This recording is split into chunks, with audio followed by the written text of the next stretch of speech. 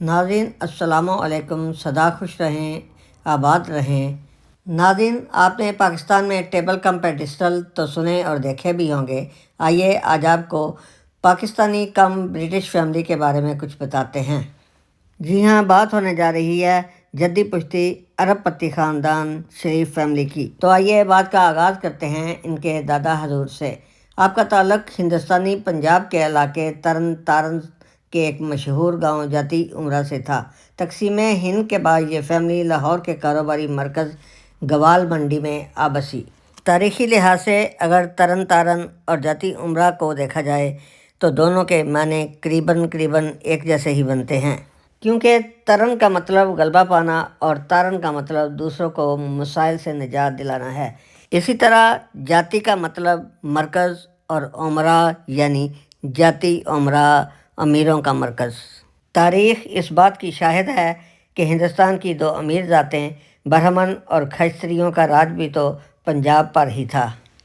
इस लिहाज से करीने क्यास यही महसूस होता है कि हिंदुस्तान के उमरा और कारोबारी ख़ानदान कारोबारी लिहाज से पंजाब के इलाके तरन तारन पर छाए हुए रहे होंगे, जबकि बाकी मानदा लोग किसी न किसी तौर इन्हीं की खिदमत पर मामूर रहे होंगे। शोमई किस्मत की शरीफ फैमिली के दादा हजूर ने भी यहीं आबाद होना मुनासिब जाना और अमीरजादों की खिदमत की बजाय अपने ज़ाती कारोबार को तरजीह दी। इब्तिदा में सारा ख़ानदान सुबह सुबह गुलाब और मोतिये के फूल मुख्तलिफ बागात से इकट्ठे करता। बाद दोपहर इससे हार और गजरे बनाकर अपने गोदाम यानी टोकरे में पानी का छिड़काव लगाकर महफूज कर लेते। साफ ज़ाहिर है उस ज़माने में बिजली नापैद थी, कोल्ड स्टोरेज आज के ज़माने वाले कहाँ से दस्तयाब होते, और शाम होते ही बड़े मियाँ साहब ख़ुद ही अपने माल की सेल्समैनी जाती उमरा के गलियों बाज़ारों में करने के लिए चले जाया करते थे। बस यूं ही वक्त गुज़रता रहा, कारोबार चलता रहा। जंग अज़ीम अव्वल हुई, दोम हुई, फिर दौरे गदर भी आ गया। रोज़ बरोज़ मुसलमानों के मजहबी, सियासी और समाजी हालात मखदूश होने लगे।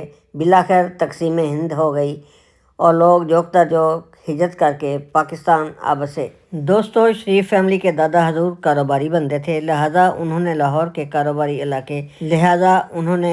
कारोबारी इलाके गवाल मंडी में आ बसेरा किया और यहीं से अपना कारोबार एक मुनफरद अंदाज से नए सिरे से शुरू किया और कारोबार की नोयत वक्त और इलाके की ज़रूरत के मुताबिक तब्दील कर दी गई और फ्लावर होम फैक्ट्री की बजाय फौलाद इंडस्ट्री की तरफ ज़्यादा तवज्जो देने लगे। और वैसे भी अब बड़े मियाँ साहब के पोते मौजूदा शरीफ बरदरान छोटे मियाँ और बड़े मियाँ भी जवानी में कदम रख चुके थे, लिहाजा इनके दादा हजूर ने सोचा कि पढ़ाई में इनका जी तो लगता नहीं है, लिहाजा क्यों ना इनको कारोबार में शामिल कर लिया जाए। चुनाचे आपने इन दोनों भाइयों को फैक्ट्री के लिए बाहर से खाम माल मुहैया करने का फरीदा सौंप दिया और जब आप खेती बाड़ी के औजार यानी खुरपे और दरांतियाँ तैयार करते तो हाथ से चक्के को घुमाकर टेम्परेचर प्रोड्यूसिंग की ड्यूटी भी यही सरंजाम देते थे। ये दोनों भाई जब स्कूल जाया करते थे तो इनके बैग अमूमन खाली हुआ करते थे या फिर इसमें इनका लंच ही हुआ करता था। बस ये दोनों भाई यूं ही स्कूल आते जाते मैग्नेटिक पावर टूल के ज़रिए खाम माल इकट्ठा कर लिया करते और आकर दादा हजूर की खिदमत में पेश कर दिया करते थे। कारोबार यूं ही चलता रहा, मुनाफा होता रहा। फिर एक दिन अचानक इनके अब्बा हजूर ने इत्तेफाक फाउंड्री की बुनियाद रख डाली और हाई लेवल पर बिल्डिंग मटेरियल तैयार होने लगा। कहानी लंबी हो जाएगी, बाकी आप सब बहुत समझदार हैं। फौलाद फैक्ट्री चलती रही, मुनाफा होता रहा, या यूं भी कह सकते हैं कि खुदा ने लाज रखी और जाती उमरा का लखपति ख़ानदान अपने गवाल मंडी के कारोबार से करोड़पति और फिर करोड़पति से अरबपति बन गया। दोस्तों, अब सूरत हाल ये है कि कारोबार असली हो या नकली यानी फॉर्म 47 पर, वो पाकिस्तान में ही किया जाता है, मगर मुनाफा सूद स्विस बैंकों में और तमाम तर जायदाद दुबई, बरतानिया और फ्रांस में बनाई जाती है। यही वजह है कि ये फैमिली पाकिस्तानी कम ब्रिटिश यानी टेबल कम पेडेस्टल फैमिली कहलाती है।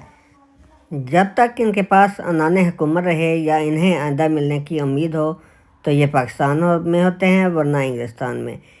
ان کو قبض ہو یا ان کا گلا خراب ہو، علاج کے لیے برطانیہ اور سوئٹزرلینڈ ہی جاتے ہیں۔ ان کے بچے فخر سے کہتے ہیں کہ ہم پاکستانی نہیں انگلستانی ہیں، پاکستان کا قانون ہم پر لاگو نہیں ہو سکتا۔